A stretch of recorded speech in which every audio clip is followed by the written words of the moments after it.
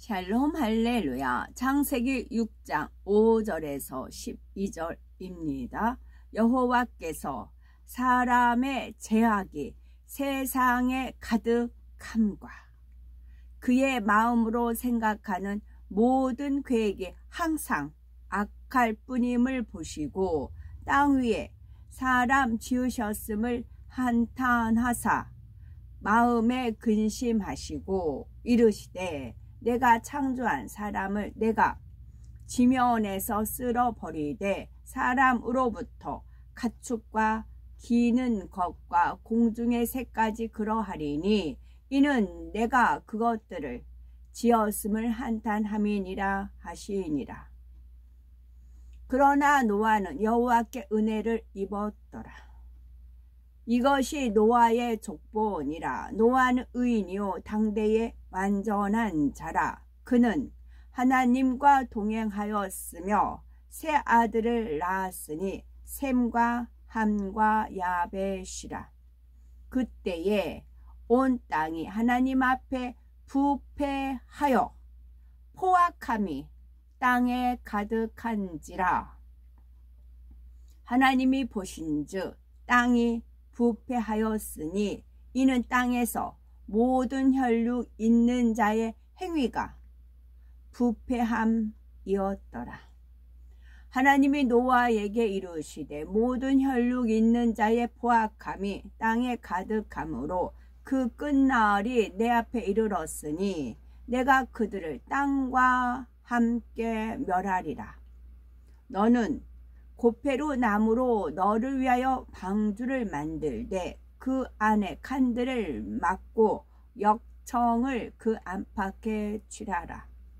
네가 만들 방주는 이러하니 그 길이는 300규빗, 너비는 50규빗, 높이는 30규빗이라. 하나님이 보신즉 땅이 부패하였으니 이는 땅에서 모든 혈육 있는 자의 행위가 부패함이었더라. 얼마 전에 제가 이제 시장 쪽을 가다가 괴이한 그런 현상을 보았어요. 그러면서 95전에 퍼즐이 떠올렸고 지금 읽은 모든 혈육이 있는 자의 행위가 부패함이라 이 말씀에 해당되는 부분이었어요. 차마 입술로 말하긴 그렇지만 어떤 퍼즐이 있었냐면 젖소를 이렇게 젖소에 젖을 짠다고 하잖아요. 꼭 젖소에 젖을 꼭 짜가지고 이제 우유를 빼잖아요. 그 모습이 있었습니다. 어떤 뜻도 답도 없었고요. 그러다가 어떤 제가 부패한 행동을 봤냐면 이렇게 쭉 가는데 어떤 남자하고 개 한 마리가 있었어요. 근데 남자가 앉아서 개 그 생식기 부분이 있죠. 그거를 이렇게 만지작거리는 숙회였나 보죠. 그래가지고 내가 잘못 봤나 했어요. 걔는 이렇게 있고 남자 쭈그리고 앉아가지고 그래서 젖소면 당연히 젖에 이제 우유를 짜기 위해서 젖을 이렇게 짜는 게 나오잖아요. 근데 걔 생식기를 걔가 젖도 있는 것도 아니고 그 생식기 부분을 우유를 짤까요? 그 행동을 봤어요. 대낮이에요. 그래서 하나님 이 땅에 사람 지으셨음을 한탄하사 마음에 근심하시고 그래서 혈육 있는 자 행위가 부패함이니라. 그러면서 지나가면서 젖솥에 젖을 짠 그 장면이 딱 떠올려졌어. 아, 이거였네요. 젖소는 젖을 짜는 건 우유를 빼기 위해지만 멍멍이 개의 생식기를 만지는 건 왜 그럴까요? 베드로전서 2장 1절에서 2절입니다. 그러므로 모든 악독과 모든 기만과 외식과 시기와 모든 비방하는 말을 버리고 갓난 아기들같이 순전하고 신령한 젖을 사모하라. 이는 그로 말미암아 너희로 구원에 이르도록 자라게 하려 함이라. 아멘. 제목은 당세의 완전한 자입니다. 성경을 보면 노아 시대 사람들은 하나님의 뜻을 어기고 자기 좋을 대로 살며 우상을 숭배하며 방탕한 삶으로 심히 하나님을 대적하였습니다. 하나님이 원하시는 것과는 정반대의 삶을 살며 사람의 가치와 본분을 잃어버렸지요. 마침내 하나님께서는 홍수로 심판하셨고 당세의 완전한 자라 인정받은 노아와 그 가족만이 살아남았습니다. 과연 의인 노아는 어떠한 사람이었을까요? 창세기 6장 5절에서 6절을 보면 여호와께서 사람의 죄악이 세상의 관영함과 그 마음의 생각의 모든 계획이 항상 악할 뿐임을 보시고 땅 위에 사람 지으셨음을 한탄하사 마음에 근심하시고 했습니다. 이는 모든 혈육 있는 사람의 행위가 폐괴하고 강포가 가득하였기 때문이지요. 파괴한다는 것은 부서지고 무너짐, 즉 타락한 것을 말하고 강포는 완강하고 포악한 것을 뜻합니다. 요즘 더 그런 것이 많이 뜨이더라고요. 버스를 타든 전철을 타든 뭘 막 몰입을 하잖아요. 그럼 이제 제가 이제 서서 이렇게 있으면 좌우로 이제 봐요. 남자분들 화토, 게임. 아침에도 그래요. 아침 8시에 버스를 타도 다 젊은 여자들. 막 그 게임에 중독인 거죠. 밤새 게임하고 그 다음 단계가 궁금하잖아요. 그러니까 그 다음 해서 대부분 게임들 하고 있어요. 아니면 아가씨들 같은 경우는 그 젊은 여자들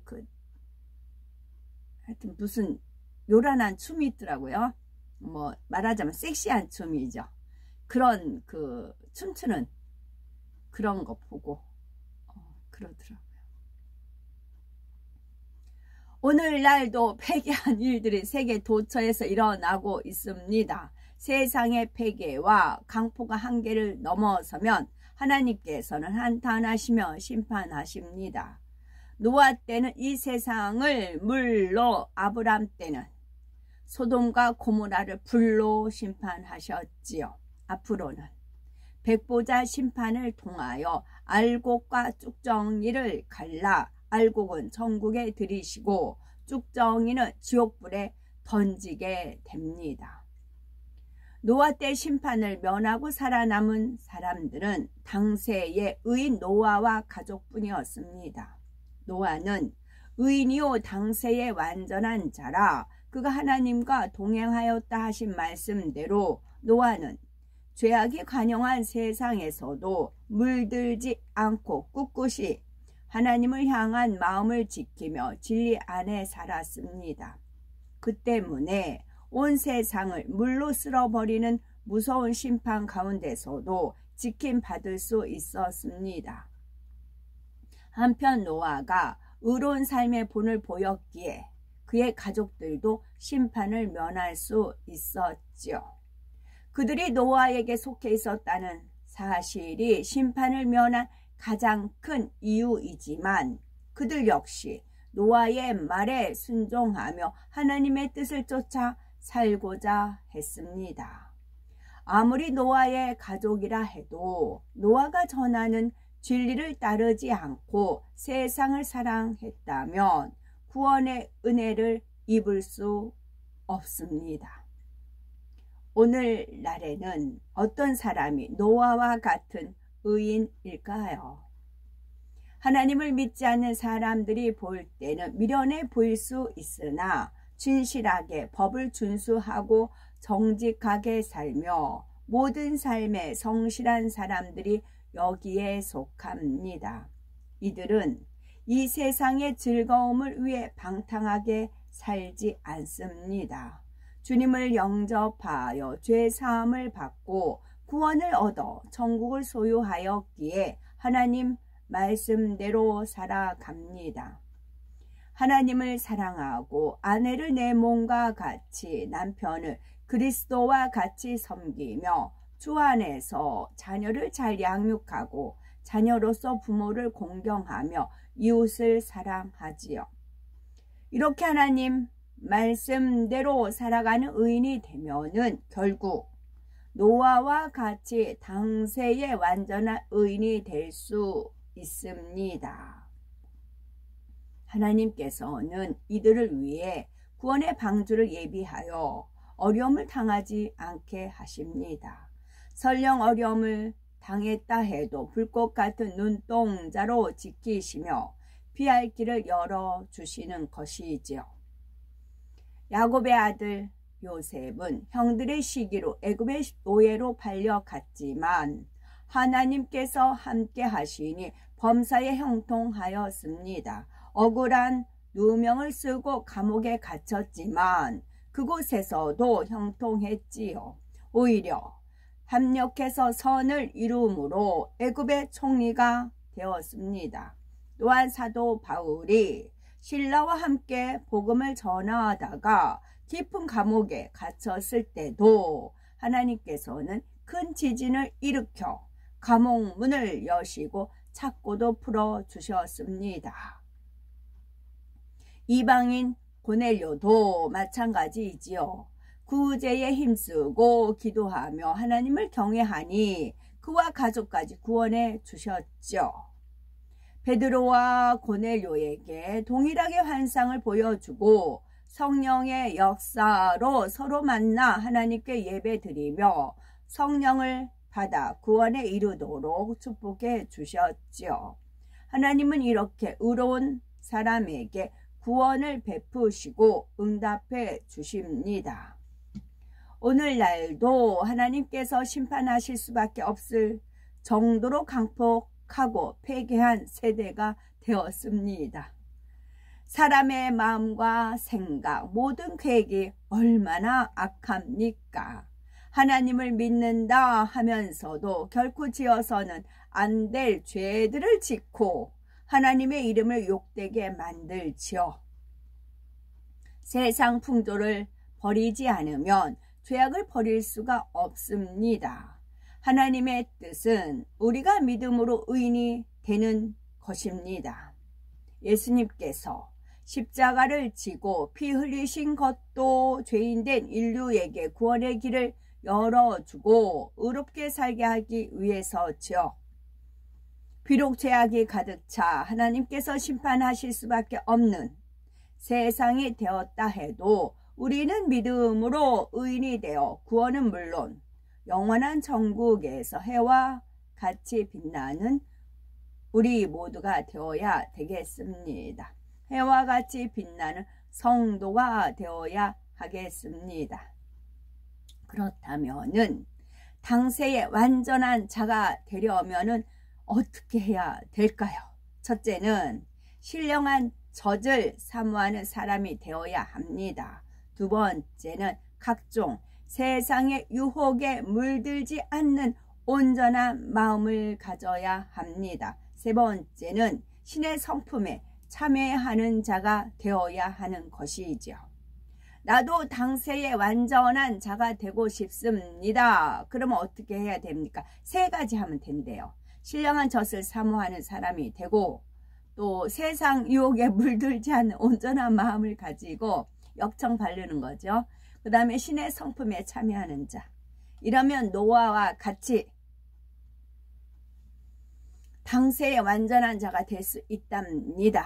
신령한 젖을 사모하는 사람이 되어야 하지요. 베드로전서 2장 1절에서 2절에 모든 악독과 모든 괴율과 외식과 시기와 모든 비방하는 말을 버리고 악독 버려야 됩니다. 괴율 버려야 됩니다. 특히 외식, 시기, 모든 비방하는 말 5가지를 버려야 됩니다. 비방하는 말 버리고요. 시기하는 거 버리고요. 누가 하나님께 영광 돌리는 거 보면 시기하죠. 이거 버려야 됩니다. 외식 버려야 되고 괴율, 악독, 악과 독 5가지 일단 버리고요.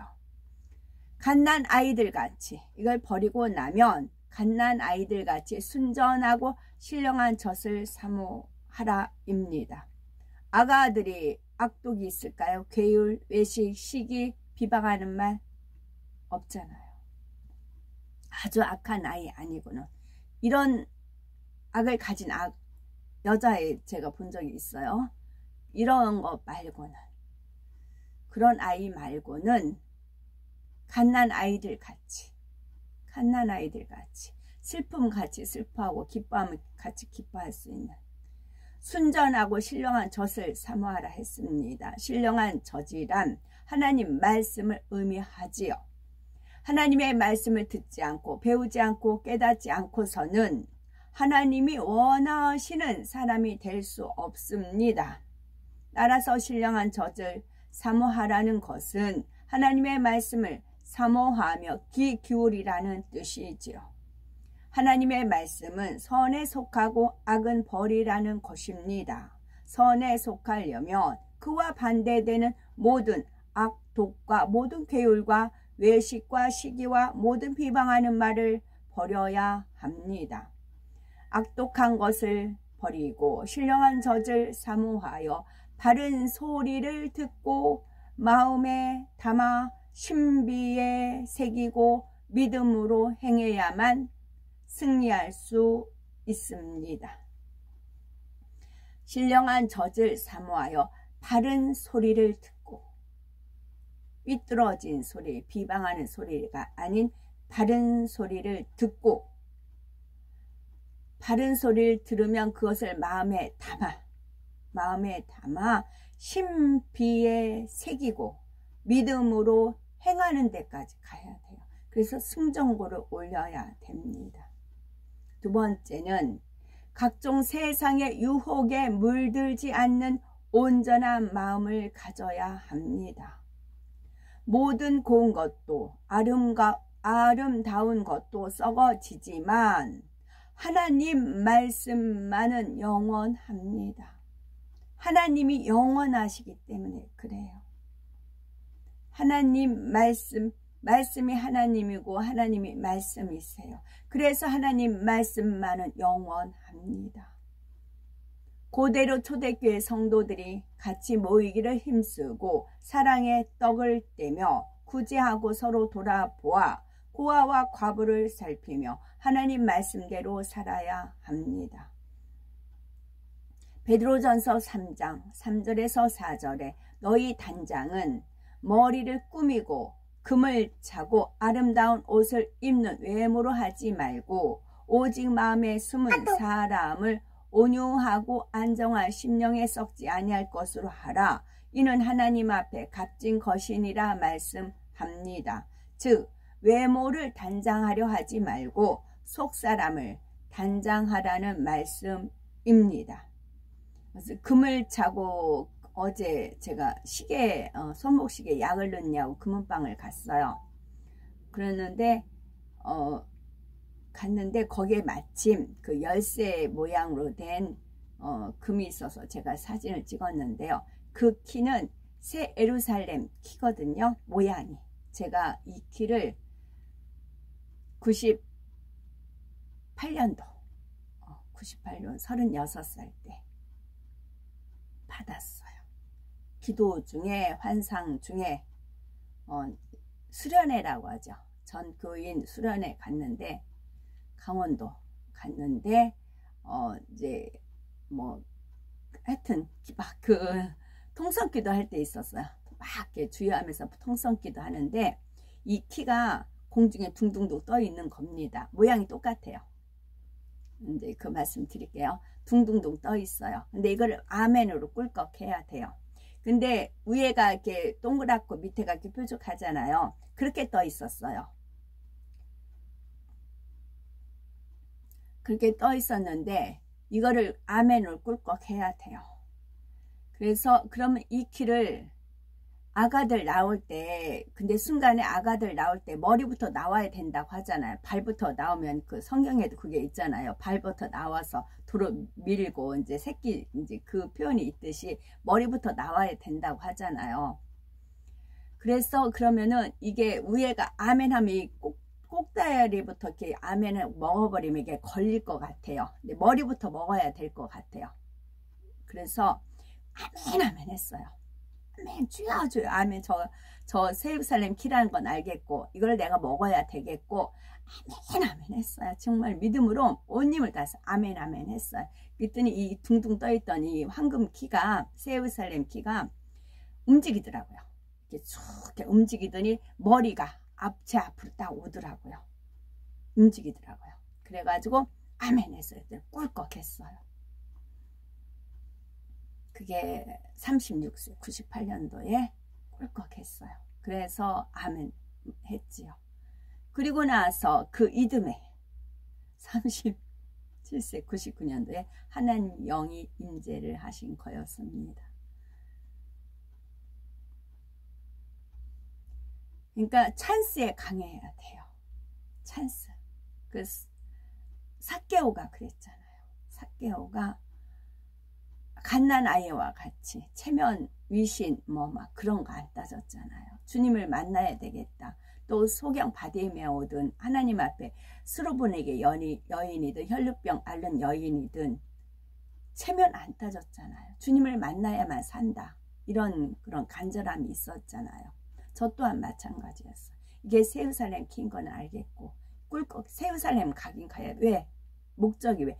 황금 보석된 집을 갖기 위해서가 저는 아니었어요.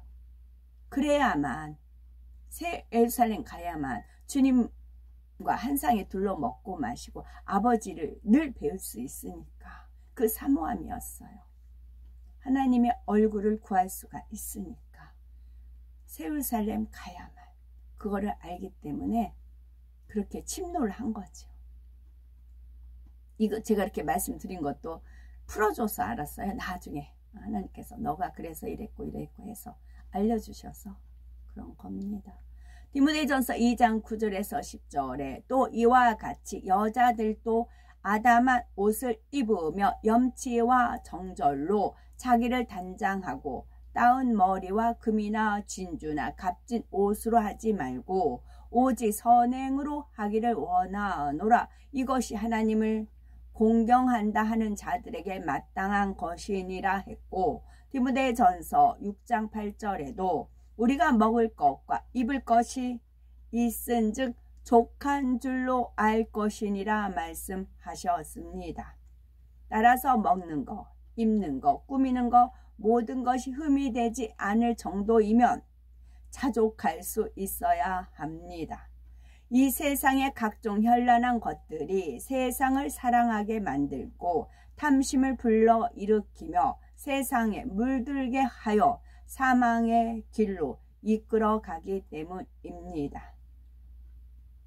세 번째는 신의 성품에 참여하는 자가 되어야지요.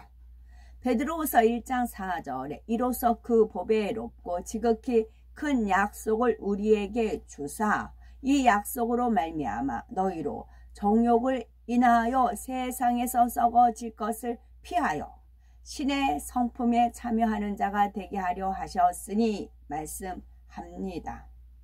신의 성품에 참여한다는 것은 하나님께서 거룩하고 온전하신 것처럼 마음의 죄악을 버리고 거룩하고 온전해지는 것을 말하지요. 하나님께서는 내가 거룩하니 너희도 거룩할지어다 하셨습니다. 하나님의 거룩하심과 같이 거룩하고 온전하면 하나님의 성품과 그리스도의 마음을 담게 됩니다. 그러면 성령의 열매가 맺히게 되는데 성령의 열매가 맺힌 정도에 따라 자신이 얼마나 하나님의 성품을 닮았는지 분별할 수가 있지요. 그러므로 신령한 젖을 사모하여 믿음으로 세상의 헛된 욕심과 모든 죄악을 버리고 하나님이 기뻐하시는 의인이 되어 영원토록 영광을 누리는 복되고 아름답고 보배로운 우리가 됐으면 좋겠죠. 노아의 방주는 길이가 150m 100m 달리기에서 그거에 반을 더한 길이에요. 100m 달리기에서 그 길이 거기에 25m 100m 달리기에서 반에서 반 자른 거 포기. 그 다음에 높이는 15m 정도의 거대한 규모로 지금으로부터 4400여 년 전에 만들어졌지요. 하나님께서 친히 명하신 대로 설계되었기에 노아의 8 식구와 수많은 종류의 동물이 40일간의 홍수를 견뎌내고 1년 이상 방주 생활을 할 수 있었죠. 여기서 방주는 영적으로 하나님의 말씀을 뜻하며 방주 안에 들어가는 것은 구원을 의미합니다. 방주 거꾸로 하면 뭐예요? 주방. 주방에서 뭐예요? 음식 만들어요. 우리는 하나님 말씀, 방주, 하나님 말씀 먹어야죠. 만들어서 맛있게 냠냠냠 먹어야 되겠죠. 아멘.